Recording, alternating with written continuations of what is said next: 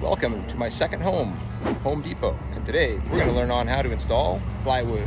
All right, first things first, don't cheap out. Go with the 7/16 plywood, as manufacturers like CertainTeed recommend. Okay, so this is how you do plywood. Step one, take a look at the plywood, make sure it's good or bad. So with this one, it's pretty darn obvious that the plywood needs to be replaced. Step two, we're going to take a little measurement here.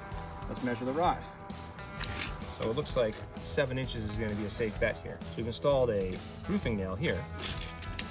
Step three, next thing you're going to need is chalk line. Hook it on there, run away all the way across.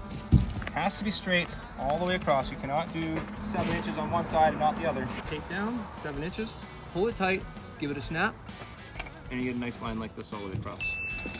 Okay, so just like on the top of the roof, we're going to want to do the cuts on the ground now. So I put a nail here of the 7-inch line. Again, we're going to use our trusty chalk line. I'm going to come all the way over here, pull it nice and tight, give it a snap. Okay, so now I'm going to pull that nail that I put in, and we're going to do our cut.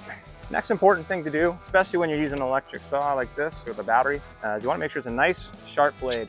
That's going to help it cut a lot better. Okay, so now we're about to cut the wood out of, or the rot spot out of the house. Number one mistake people make is setting their blade way too deep. You want it to be shallow. You do not want to cut the framing. If you cut the framing, you just compromise the structure of the entire building. Okay, so now that we've made our cut, we're going to now remove the rotten plywood. I prefer to use a claw hammer just like this. Okay, so now we're going to get all these nails that are any protruding. You got to make sure everything is nailed or hammered down. I would like to note that if this was left any longer, probably have to replace that fascia board. Some people would say that you would replace it, but I'm going to give it a pass just for the customer's budget's sake. Okay, so now we got this all prepped up and ready to go. Just like to note that your cut does not have to be absolutely perfect. The shingles are going to cover over everything. As long as it's well installed and well secured, that's the main objective. Here's a little trick of the trade. You want to use H-clips between every single truss. And how do you get it to stick on there? Give it a little squeeze. Squeeze like this, and it'll fit on there nice and snug. Now, take your plywood, just slide it in. Use your hammer, give it a little tap.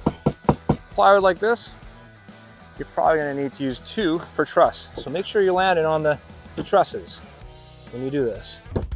Long nail.